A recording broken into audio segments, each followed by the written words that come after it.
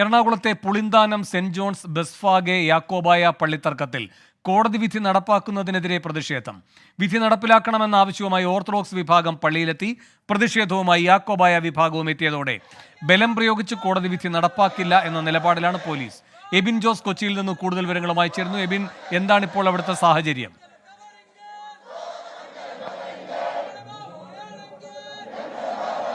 വേണു, ഈ കോടതി വിധി അനുസരിച്ച് ഓർത്തഡോക്സ് വിഭാഗത്തിന് പള്ളി നൽകണമെന്നുള്ളതാണ്. പക്ഷേ ഇപ്പോൾ യാക്കോബായ വിഭാഗം കടുത്ത പ്രതിഷേധമാണ് ഇതിൽ ഇവിടെ പ്രതിഷേധവുമായി എത്തിയിട്ടുണ്ട്.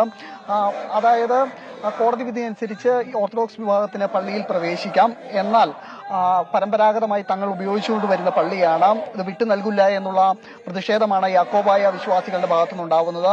നിരവധി തവണ ഇതുപോലെ തന്നെ ഈ കോടതിയുടെ വിധിയുമായി ഇവിടെ ഓർത്തഡോക്സ് വിഭാഗം എത്തിയതാണ്. അപ്പോഴെല്ലാം കടുത്ത പ്രതിഷേധം ഉയരുകയായിരുന്നു. ഇപ്പോൾ ഇന്ന് ആഡിയോയുടെ നേതൃത്വത്തിലാണ് വിശ്വാസികളുമായി സംസാരിച്ചത്. നേരത്തെ ഹൈക്കോടതിയുടെ വിധി അനുസരിച്ച് ബലം പ്രയോഗിച്ച് വിശ്വാസികളെ നീക്കം ചെയ്തുള്ള ഒരു നടപടികളിലേക്ക് കടക്കരുത്, ചർച്ച ചെയ്ത് തീരുമാനിച്ച് പള്ളി ഓർത്തഡോക്സ് വിഭാഗത്തിന് വിട്ടു നൽകണമെന്നുള്ളതായിരുന്നു. പക്ഷേ ഇത്തരത്തിൽ ചർച്ചകൾ, അനുനയങ്ങൾ നടക്കുന്നില്ല. പള്ളി വിട്ടുകൊടുക്കില്ല എന്ന നിലപാടിൽ ഉറച്ചു തന്നെയാണ് യാക്കോബായ വിശ്വാസികൾ. ഓർത്തഡോക്സ് വൈദികർ പള്ളിയിൽ പ്രവേശിക്കാനായി എത്തിയിട്ടുണ്ട്. ഗേറ്റിൽ വലിയ പ്രതിഷേധം തീർത്തുകൊണ്ടാണ് ഇപ്പോൾ ഇവർ പോലീസിനെയും അതുപോലെ തന്നെ വൈദികരെയും തടഞ്ഞിട്ടുള്ളത്.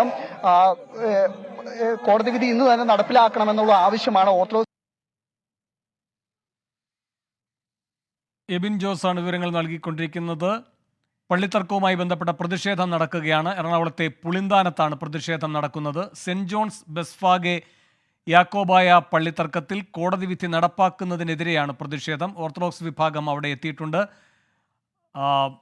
എന്നാൽ യാക്കോബായ വിഭാഗം, കുട്ടികളും സ്ത്രീകളും അടക്കം പ്രതിഷേധവുമായി രംഗത്ത് എത്തിയിരിക്കുകയാണ്. പോലീസും അവിടെ വിന്യസിച്ചിട്ടുണ്ട്. എബിൻ ജോസ് തുടരുന്നു. എബിൻ, പറഞ്ഞോളൂ.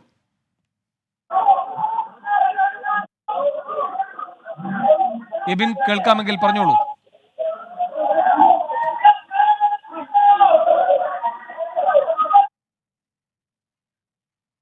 എബിൻ ജോസാണ് വിവരങ്ങൾ നൽകിയത്.